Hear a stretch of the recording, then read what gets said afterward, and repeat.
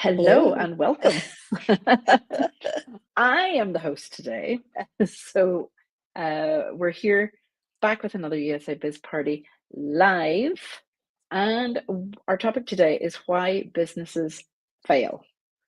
So before we get started on that, my wonderful co-host, well, she is the real host of USA Biz Party, but I've got the power today and I can press all the buttons. And just in case her electricity goes out more than anything, this may be my own one and only chance to press the buttons. But Anna, great to have you with us today, as always. For those that are new to USA Biz Party or just seeing our live streams for the first time, tell them a little bit about yourself and why you started USA Biz Party.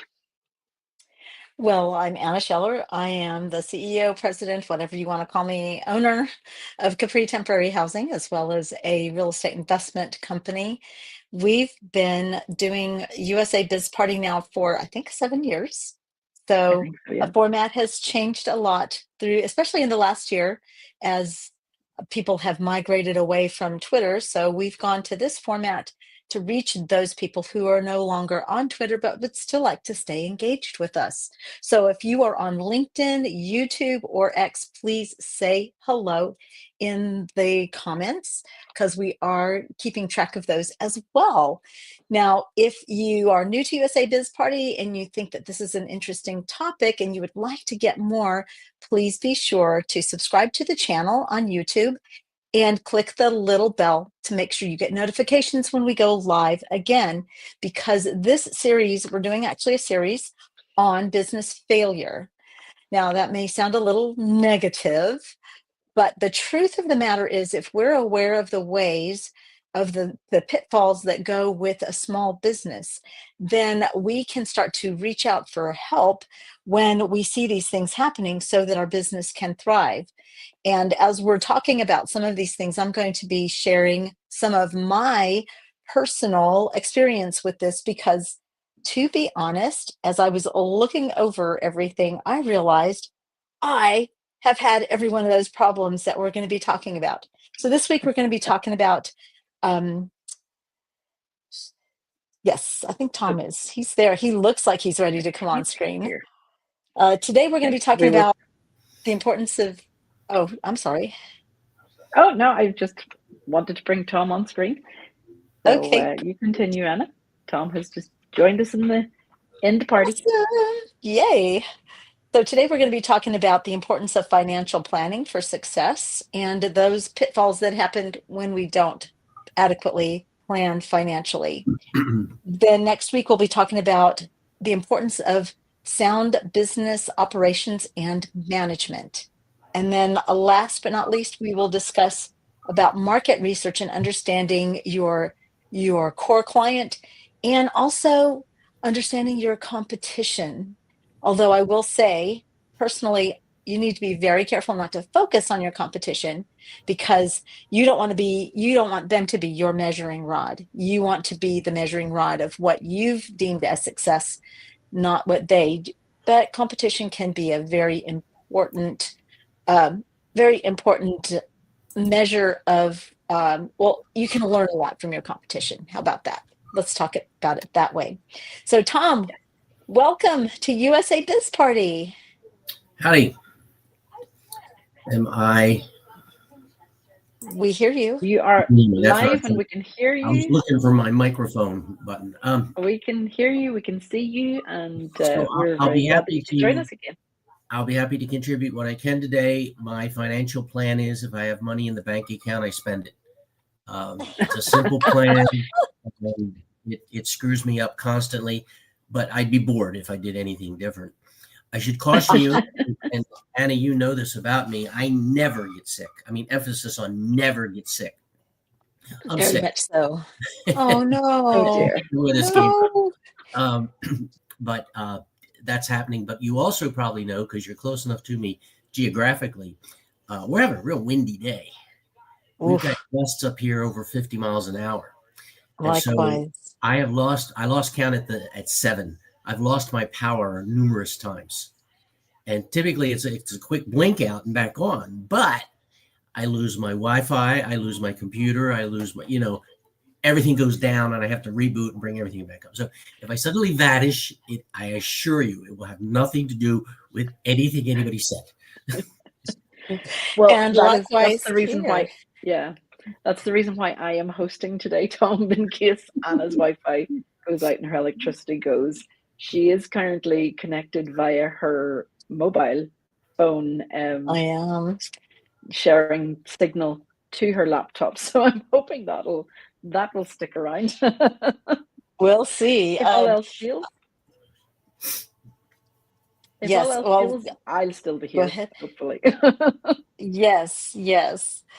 And my housekeeper just arrived. So Well, I was let's smart get enough started. to. Let's get Okay. started Okay.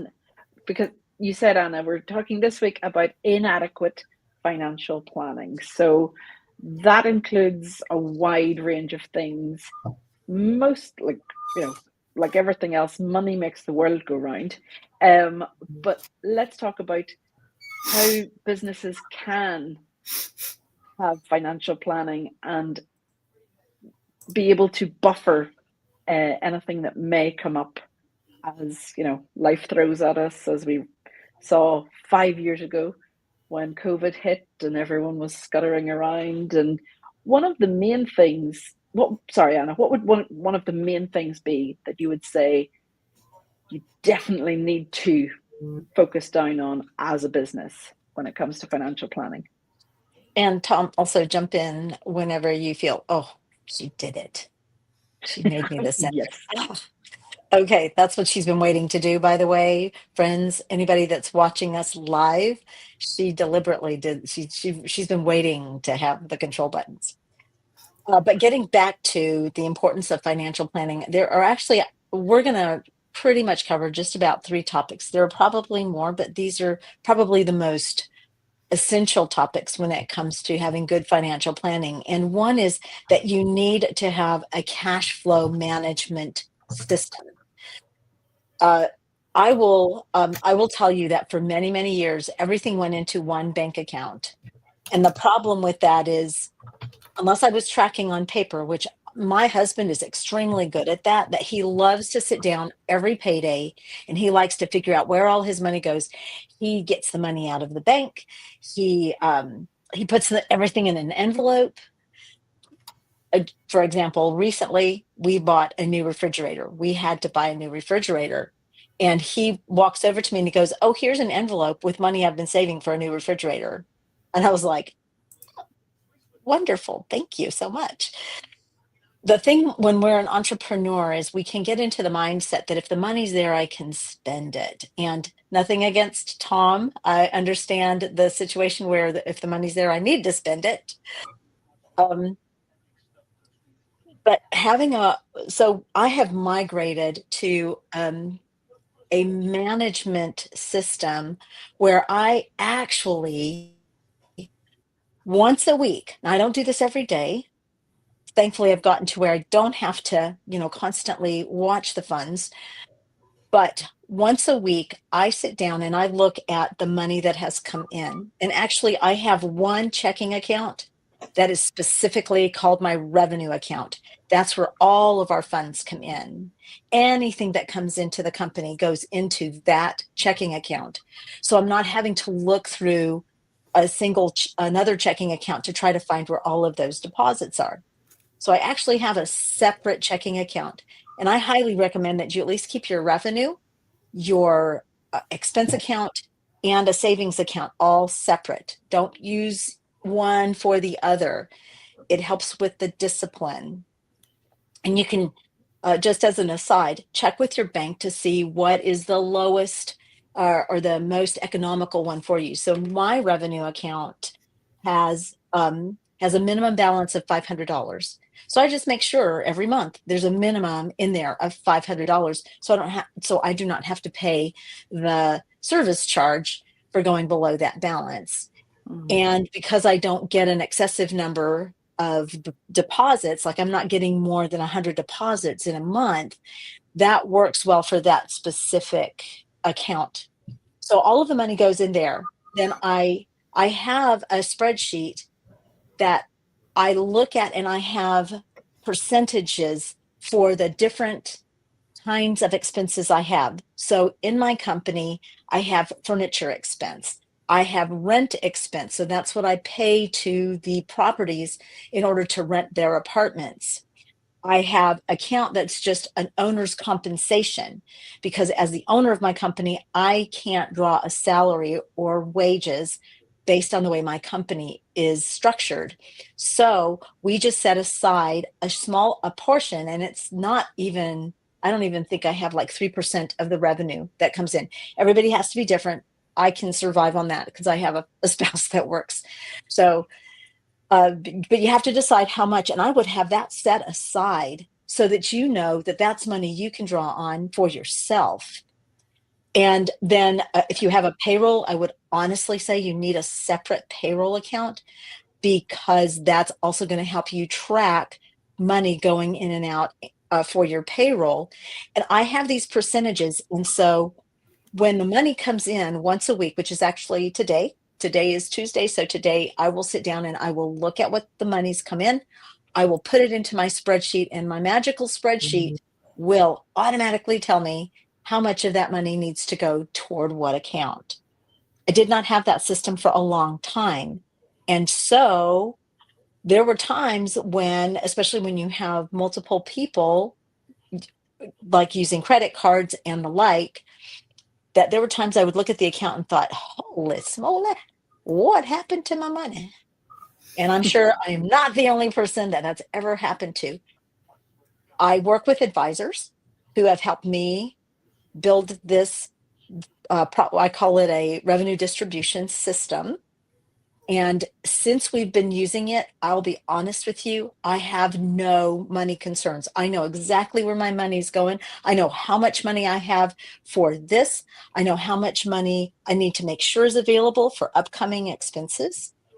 And this is by far the most powerful tool that I've used in financial planning, cash flow, particularly cash flow planning for my company.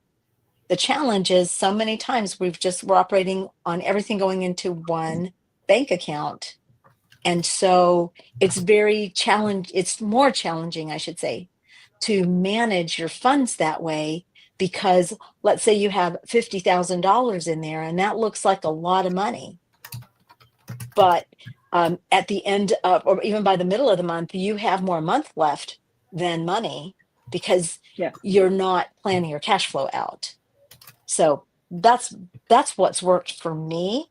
And I will say that before I had this system, I often fretted about what was going on with my bank accounts, to be honest. Oh, and we have a lovely lady joining us. I'm going to bring her on. There she is, Catherine. If I'd known y'all had Tom in here, I wouldn't have come. Tom's really not in here. Tom is in not very far away from me, but he's not. He is.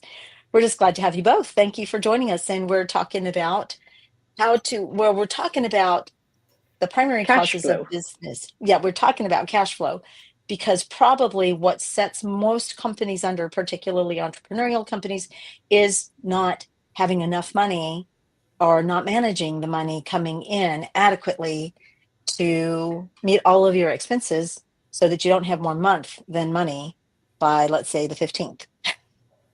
I would take it even further and say that most people who go into business don't even think about making money. Some don't, yeah. And for the record, it's illegal. It's illegal to make money, or to not think about making money? To make money. Really? You can earn money, but if you make money, the authorities get upset with you. Well, Tom is our expert on the legality of things. Are you there? There he is. His eyes are brown. Okay. Well, Tom and I are operating under very high winds here in South Texas, like up to over 50 mile an hour gusts. So it's very fun, hoping the fire trucks don't end up coming near my house. But okay, you're right. Making money is illegal. Wow, that's Earning money is not. Okay, so Anna, you give us lots of great, advice there about separating out the money. Would you also suggest having a separate account for paying the tax man at the end of the year, or Oh, do we not want absolutely. it? Actually, I actually highly recommend, especially for entrepreneurs. For entrepreneurs, I highly recommend that you actually try to find a way to pay at least something towards your taxes quarterly. Um, First of all, if you owe money, at least you won't owe as much money. Um, and two, it just keeps the IRS off your back a little easier. You know, most people who are most people who are entrepreneurs, they are I mean, most people who are employees, they're having money taken out of their paycheck all the time going to the IRS, their employers, whatever the withholdings are they have. But entrepreneurs don't have that. So that it really needs to be, we want to keep all the money. And of course, I would talk to a good tax consultant, good CPA, to see what are legitimate deductions so that you can, factor those in when you're getting ready to pay your taxes. But I definitely believe in having a tax account. And actually, my company pays me what we think should be the taxes, and the tax account is actually in my personal bank account because I actually have to take it out of what's available in the company. So if you'll excuse me, I need to answer a text really quick. No problem. Tom, what would you have added to what Anna was saying about having different bank accounts and separating the money out? And she also mentioned paying herself first, or at least that's what I understood from that, to take a percentage to pay yourself. What do you Yes. feel about that? I know you joked when you came in and said, I have money when I have money, I spend it. But we have to, invest back into the business as well to be able to make the business grow. I can agree with Anna in everything that she said, from the conventional financial planning guidebook. That's what you do. That's how you do it. I can remember a point in my life where I used what they called the envelope system.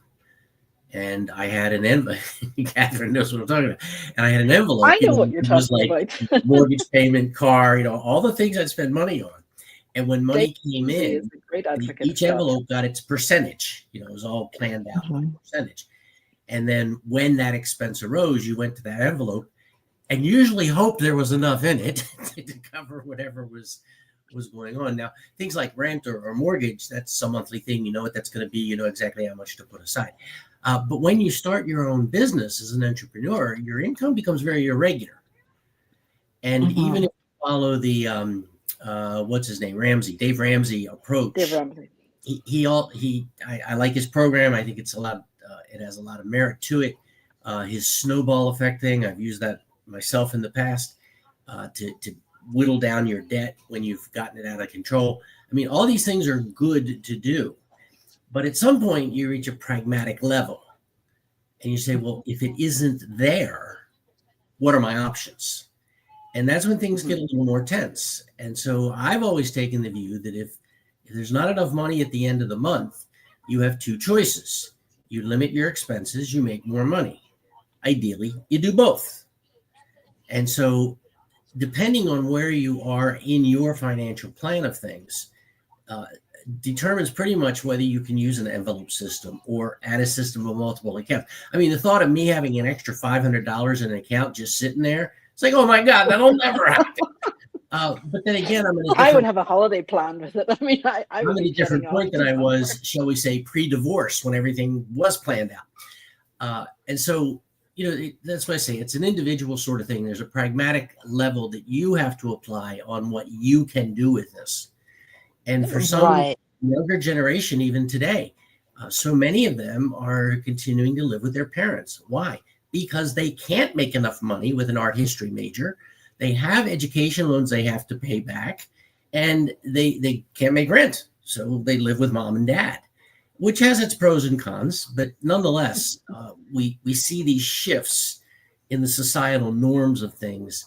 And the point I've always said is you want to make yourself the best possible version of yourself, and how you relate that into your own character, your competence, your compassion towards others, your ability to communicate effectively and be committed to these kinds of things.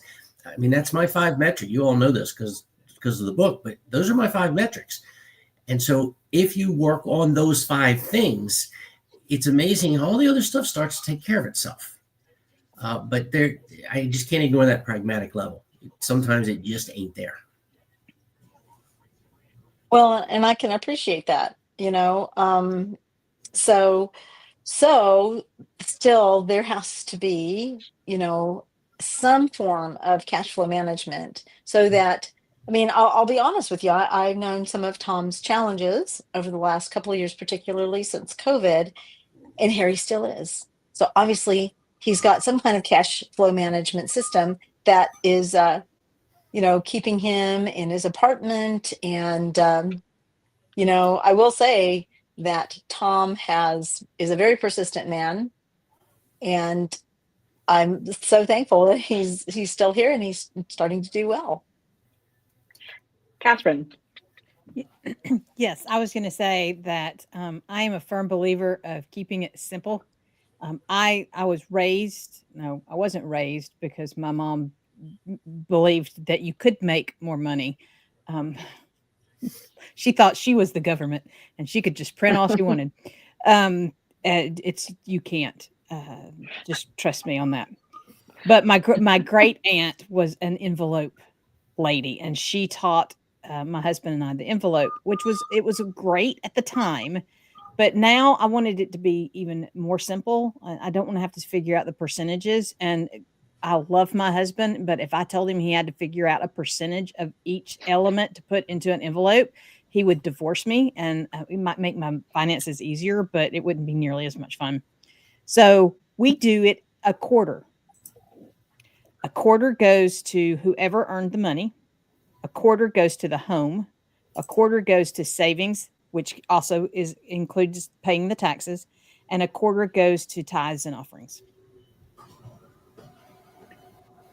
That's a great way to do it as well.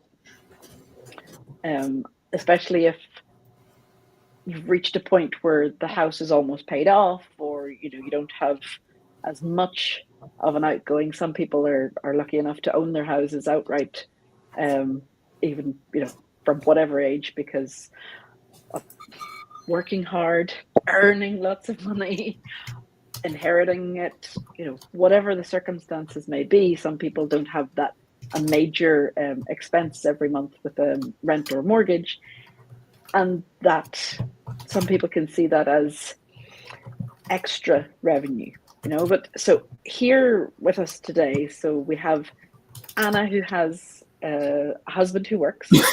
Catherine, does your husband have his own business, or is he paid by somebody else? He works. Ironically, the job that he was supposed to get, that when we moved here for, fell through, and so he works somewhere where he makes half what he made. But the whole point was to move over here and pay half of what we were paying in order to have more money. But now he's making half of what he was making, so we kind of in the wash. But using this quarter system, this simple quarter system, has made it so much easier for finding our balance. It's possible wherever you are, whatever your financial situation is, whoever's making the money or not making the money. When you lean all into your uniqueness, the money finds a way to find you. Yes, indeed. I was going to say, sorry. In my situation, my husband and I started the business together, so we were both self-employed for about 8 years, which was very much, not even living paycheck to paycheck, living client payment to client payment, because why have them all coming in the one day? That would all just get spent. But having money coming in at different times of the month can also be good for cash flow if you're not as strict with yourself or as disciplined has to have money in the bank and not use it, right?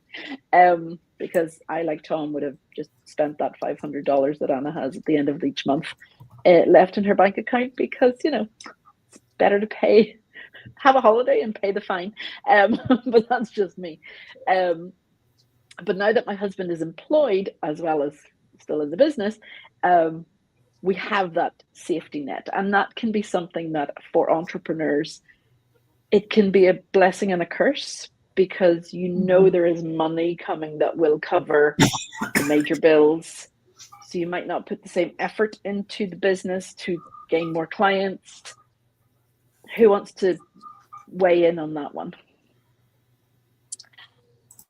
Well, I have some pretty stiff competition that keeps me rolling. I'm just saying, even though financially our company is stable, um, I do not sit back and go, oh, well, we're doing okay. I wish I could. I truly wish I could. But, it's a constant rolling situation. I do want to say that all of the things that we've talked about, if you have a system that works for you, it doesn't have to be the system I recommend. If the quarter system is what works for you, then I would use that. But you do have to be disciplined in whatever system you're working, because if you don't create those emergency funds, if you don't have those, if you don't have things planned, then what happens is no plan means nothing works. And you'll eventually find yourself in a difficult position where so many entrepreneurs do find that they have money a month left after the money's gone. And so, for me, competition keeps me on my toes, honestly. I recently thought, I can relax. And then a couple of things happened, and I was like, oh, okay, I can't relax anymore. What was I thinking? What was wrong with me? So you mentioned something very important there, Anna, which is an emergency fund, a backup, a cushion or something to land on if all else fails. If, dear forbid, there's another global pandemic and we all go into spiraling mode in lockdown, and Again, we don't want to. We really don't want to. But things can happen, life can happen. I was sick a couple of years ago. That came out of the blue. It could happen to anybody. Tom is sick today when he never gets sick. So there are things that happen that people as human beings, we don't necessarily plan for because it's always worst case scenario. yeah. Sure, we're still only young. What would happen if, and we don't want to think about succession planning and everything else. But if you were to have a major illness or injury or not be able to continue working, what is your backup plan? What is the backup plan? What is there as an emergency fund? What's in the savings?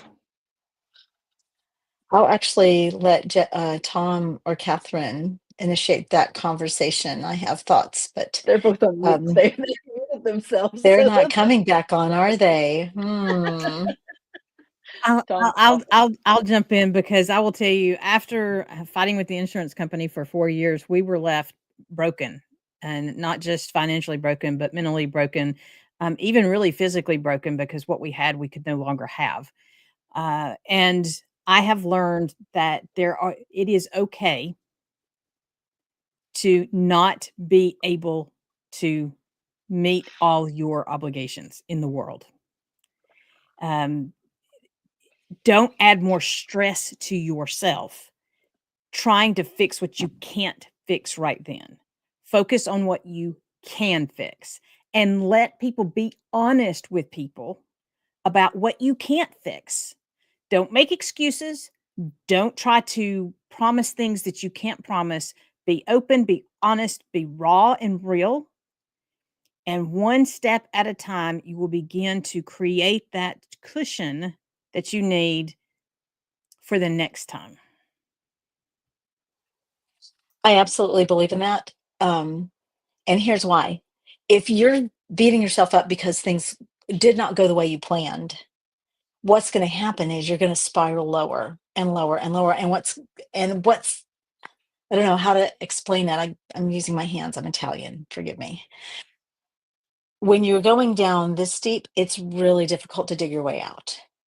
So accepting your situation, actually, by accepting your situation, by finding peace in it, you actually can find the tools to start turning your situation around.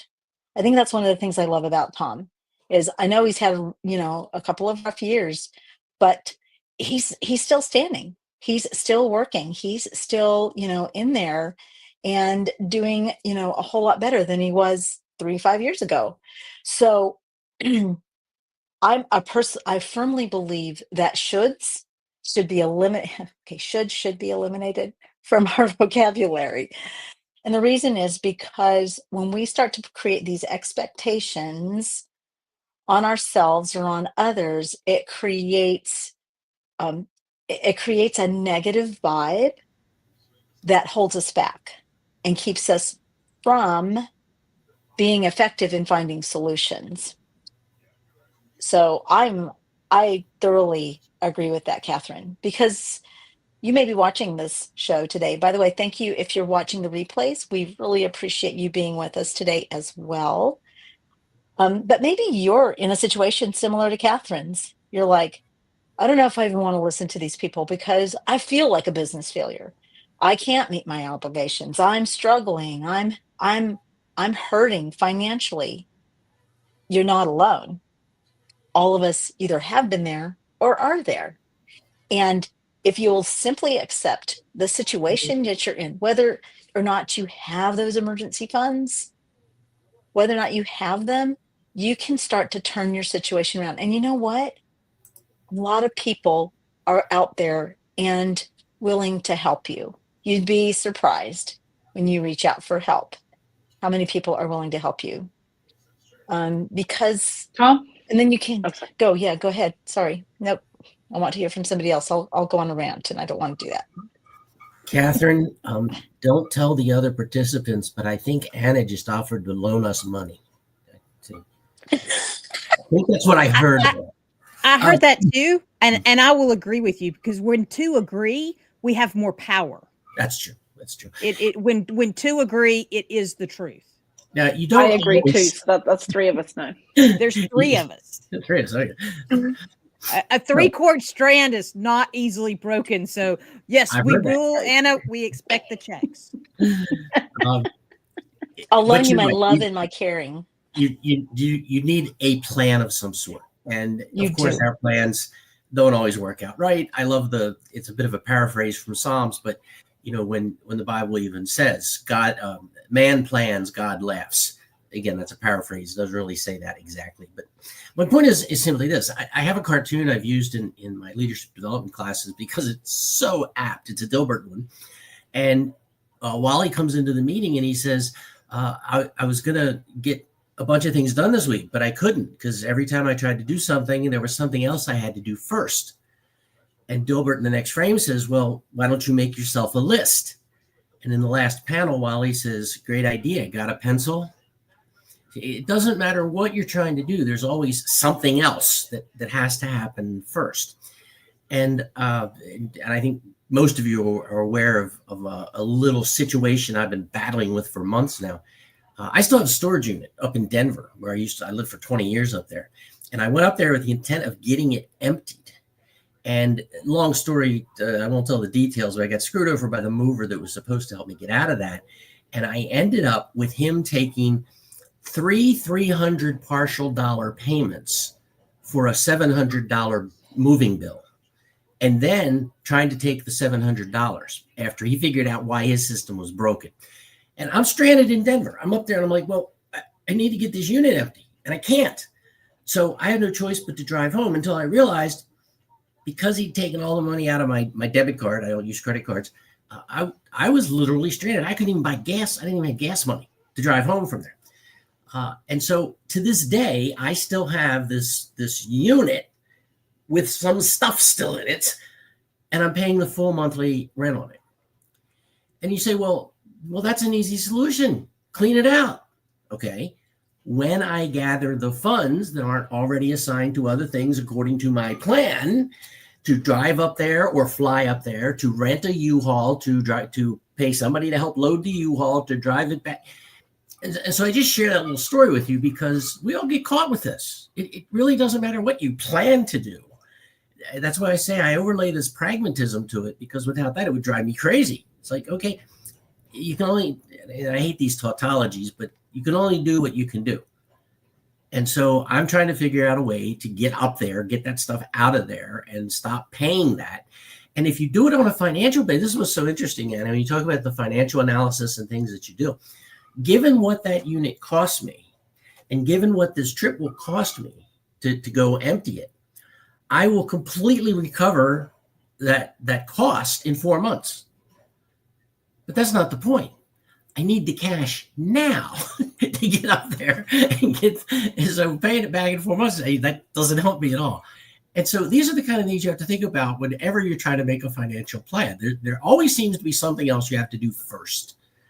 And part of that is, and as Anna was pointing out, whether you're using envelopes or another plan or Ramsey snowball effect to pay down debt or whatever it is you're doing, the point is to get started.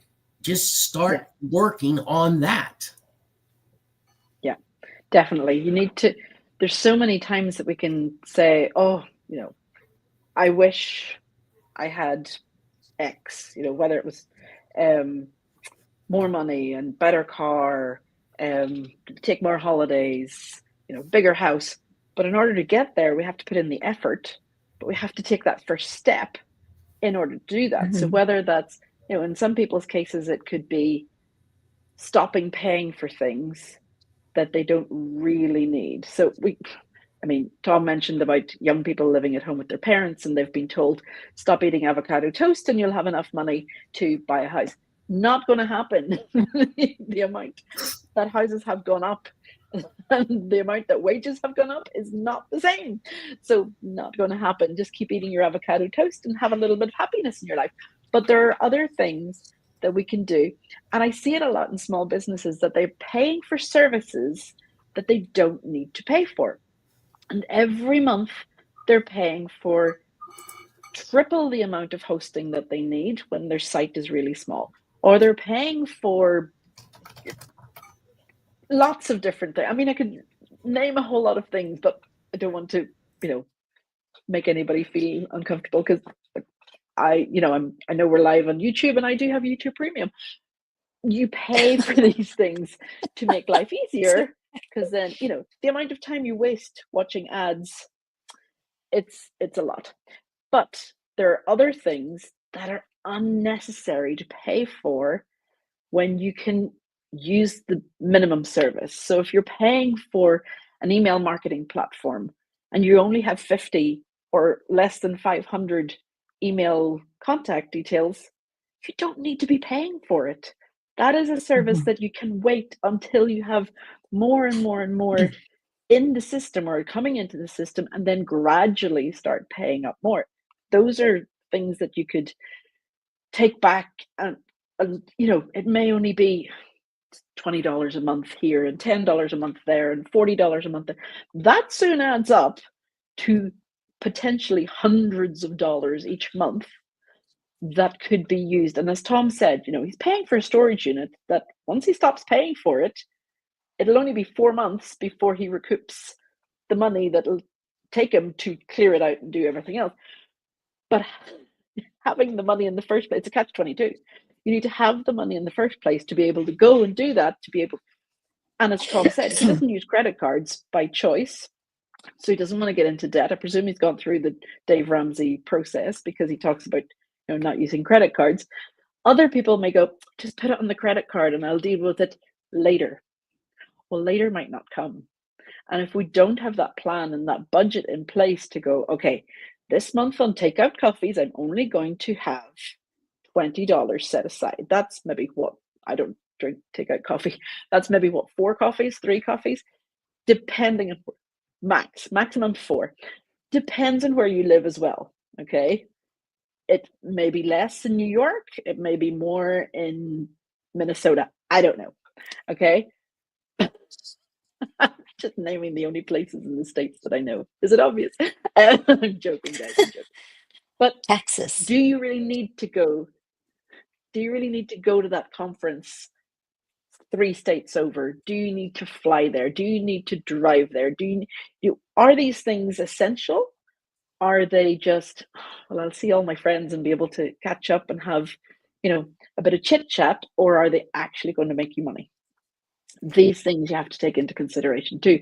Is it more important to pay for ads on social media or Google or anywhere, YouTube ads, to be able to grow your business? Or is it more cost effective to hire somebody to help you with your SEO?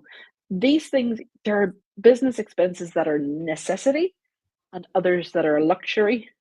And I think too many people, when they start out, go gun for leather and just want to get seen by the most number of people possible in the shortest space of time. And they don't think about the consequences of, well, if I spend $1,000 in ads and nobody converts, then I'm down $1,000 rather than earning more from it. I think a lot of that can be addressed if you know you. The one of the things that a lot of people do is they're like, this is a great business. I want to get into this business. But it's really not aligned with their unique design. It's really not aligned with who they are.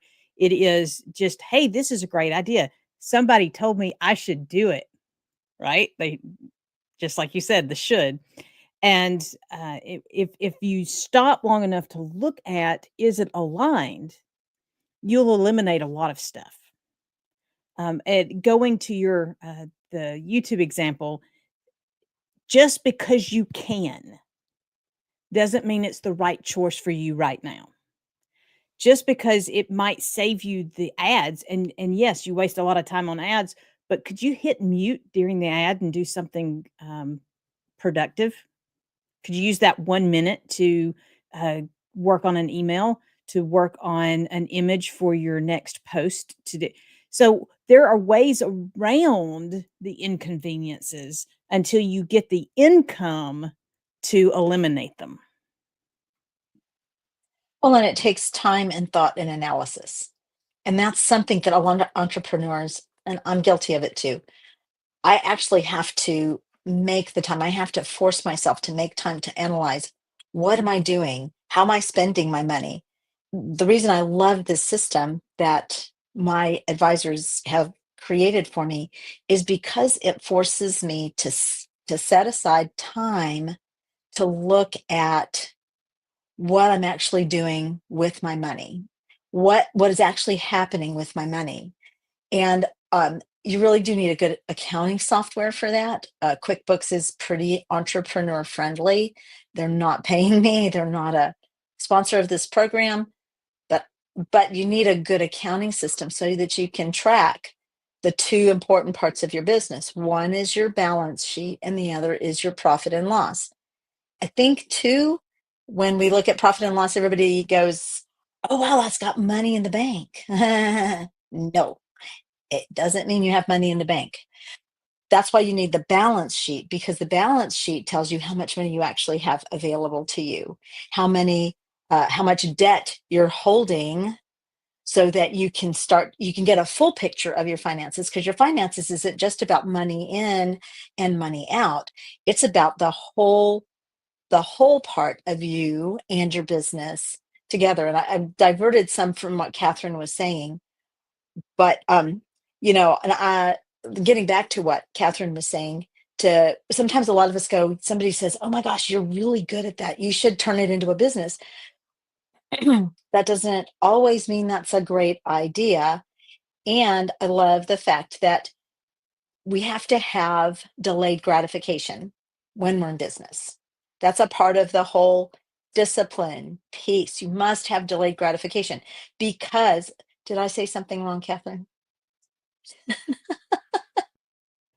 I'm just glad that viruses can't get over the internet. I know. Thank you, Tom.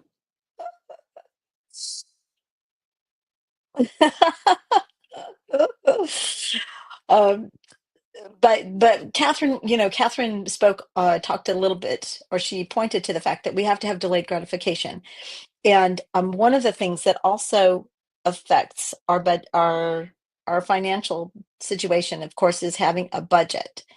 And I'm going to tell you, I think budget is a 4-letter word. Don't like budgets. I don't like them. Now, that doesn't mean I don't use one. I just don't have to like it. Okay. But a budget helps me to manage my money.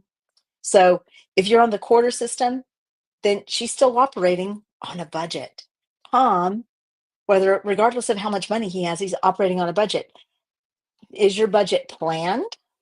Is it helping you to stay ahead of your finances? Or is it a haphazard budget? And I can tell you, for many years, I had a very haphazard budget. Now I have a budget, and it allows me to gauge how I'm doing compared to what I think I should be doing. And it's not a tool to whip myself with, it's a tool to help me plan and make the most of the resources that come to me. And so it's important that you do have a plan. We've talked about cash flow planning. We've talked about trying to have emergency funds and having cushions available, understanding that doesn't always happen. And if it's not your case, don't beat yourself up. Accept your situation, ask for help, and start to plan how you're going to get out of your situation. What am I missing? I'm missing something here. Have I missed anything? Anybody pop in, say something. Well, you missed the fact that you're going to help everybody here, but I didn't miss that. I did not. I think Yes. one thing that I think it was Tom said, that when man plans and God laughs, but you need to have a plan. And I have noticed personally that if I say, I'm going to gain 3 more clients this month, that might happen. But if I don't specify more specifically how much money from each of those clients, then I get little clients that just want images done, and it's just a single job, and it's not a recurring thing. I'm sure, Anna, you're the same. If you have clients coming in, you want to rent 100 apartments rather than just one. It's the same amount of effort that goes in, well, maybe a little bit more, but in general, it's the same amount of effort that goes in, because you have to put all your energy into gaining the client to only furnish one apartment when you could be doing it for 10 or 50 or 100. You have to be specific in your goals, and those goals also need to be financial, so that you can see how how it's happening, how it's all coming together. And I have started writing everything down. So every income, every expense, down to the penny. I still will go to the bank and take out money, and that is the money that we spend on our groceries. And my husband laughs at me, like, just put it on the card. No, because then we'll spend more, because I know myself and I know my kids. And I know that if I just say, oh, I'm going to tap here and swipe there, we'll buy things that we don't need. Whereas if I stick to the budget, and if I stick to the amount and the list that I take with me, then I can do that. It has taken me a year to get to this point, but by me using this cash, we were able to fully fund our Christmas with his family in Mexico last year without putting it on a credit card, without so it's those little wins that my husband still doesn't see, but I know we're there. And that's where I know that it is making a difference in my personal life. So I know it can make a difference in my business as well, by saying, this is what I have to spend. No, we don't need to increase our spending. We don't need to buy that extra software. We don't need to have a new printer. We don't need to update the computers just yet. We can hold off until a year, possibly 2, depending on on things. My husband would be very much, there's a new mobile phone has come out. I need to have it. You know, we have gotten past this last one by saying, no, we will wait until 6 months at least, or a year. We'll keep with our devices that we have, because then we're saving money. But as long as that money is being used profitably and not for something that's frivolous by just going, well, it's in the bank account, so I might as well just use it. Catherine. I was just playing off of what you said about your list and using cash.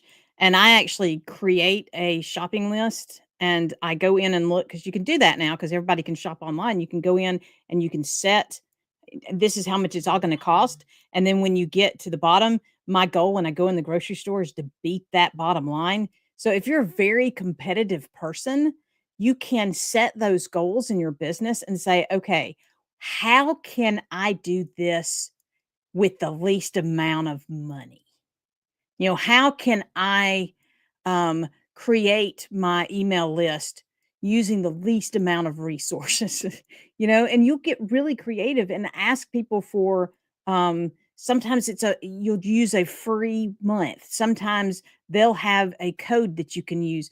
Ask people and make it a challenge for yourself if you're somebody that likes challenges. The key is to find what works for you, because it doesn't matter how good your business plan is. If it doesn't work for you, you won't work it. And then it's just words on a paper.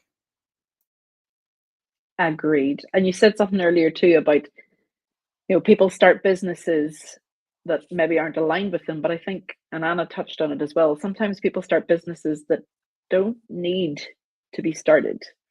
There are businesses out there without even a business plan, and we will get to that in the next couple of weeks. Today, we're focusing more on the financial end of it. So, Anna, we are down to our final 5 minutes. Is there anything that you want to say to close us out? Tom, Catherine, anything more that you would like to add? Now's your chance. So actually, I would love for Tom and Catherine to give us their final comments, and then I can close us out. So, Tom, yes, no? Know you. Plan for you. Don't let others should all over you. And then be intentional about the steps you take. Love it. Tom. Well, she said it all. I mean, what more could I add? As I say, there's pragmatics that rest on these things. I think the message, and I haven't said this yet, I don't think, but the message I'd like to leave everyone with here at the end is this.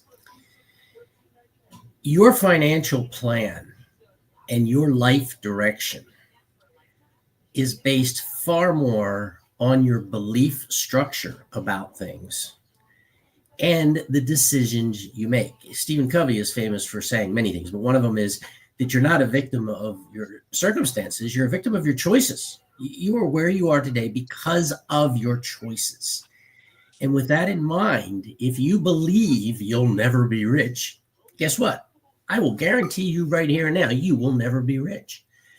If, on the other hand, you believe that you will live comfortably, not be an Elon Musk billionaire, that's a very reasonable thing. And with decisions you have to make in your life, you can achieve that. You can achieve amazing things by working to be the best possible version of yourself. So with that in mind, guard your choices carefully and investigate your own belief structure, because I would bet, I would guarantee that if you are not seeing the level of success and comfortable living and domestic peace or whatever it is you're searching for, it's rooted in limiting beliefs you have applied to yourself. I want to encourage you to break those down, make better choices, and I assure you things will improve. I love it. I love it. Thank you so much for that.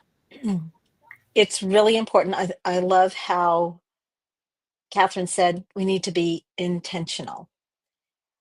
We can't just live day by day by day. I mean, we need to be present in the moment.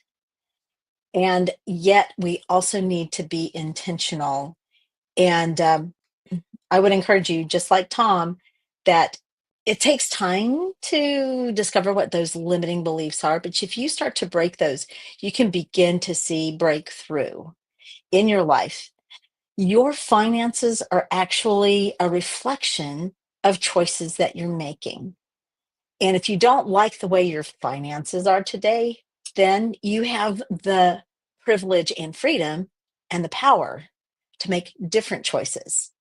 And that starts by examining your beliefs, by being intentional, and by creating a plan to improve yourself. Because when you improve yourself, your finances will follow as well. So, Esther, get me out of the middle. Thank you. It's a little bit of payback. But yes, thank you so much for everyone's participation today and for the wonderful comments and everything that we were able to pull together, talking about inadequate financial planning and why it is one of the reasons why businesses fail. Next week, we will be back talking about ineffective business operations and management and why that causes businesses to fail. So we'll be back same time, same place next week. Just as a little public service announcement, clocks go back, no, forward, spring forward this weekend. So yeah. I hate Oh, I it. love it. I love when the clocks go So forward. the There's no government daylight steals an evening. hour from our morning. Just to make this official, the government steals your morning. Hey, at least you're not in the UK when it happens this year on Mother's Day. Just saying. Oh, no. Well, On Mother's that Day note, is in March. it is on the 30th of March this year. So on that note, thank you, government, for choosing not to. Thank you for joining us. Thank you for your participation. And we will be back same time, same place next week for more USA Biz Party. Thank you, everyone.